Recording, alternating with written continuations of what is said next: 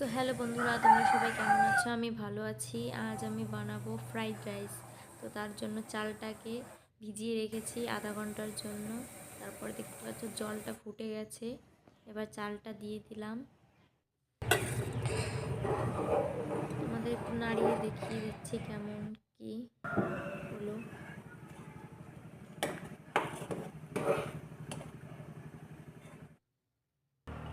তারপরে দেখতে পাচ্ছ ফ্রাইড রাইসের জন্য এদিকে ক্যাপসিকাম, গাজর, দুটো কাঁচা লঙ্কা চেরা, বিনস আর মটরশুঁটি সবগুলো কেটে রেখে দিয়েছি। আর ওই আলুটা আলাদা চিকেন রান্না করব তার জন্য ছিল। এদিকে তেলের উপর গোটা গরম মশলা ফোড়নে দিয়ে দিয়েছি আর এবার গাজর কুচিটা দিয়ে দিলাম। গাজরটা আস্তে আস্তে ভাজা ভাজা হবে।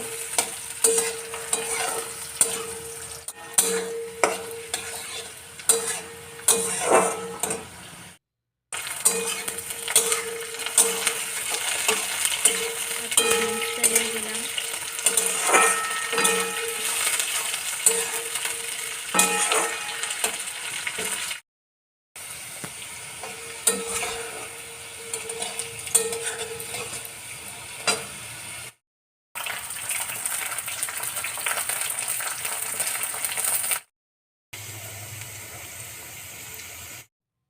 আমার সব সবজিগুলো ভাজা হয়ে গেছে। এবার আমি ভাতটা দিয়ে দিলাম। তার মধ্যে গোলমরিচ গুঁড়ো, ঘি, দুটো কাঁচা লঙ্কা চিরা, পরিমাণ মতো লবণ দিয়ে মিশিয়ে ভালো করে কিছুটা চিনি দিয়ে মিশিয়ে নিলেই রেডি আমাদের ফ্রাইড রাইস।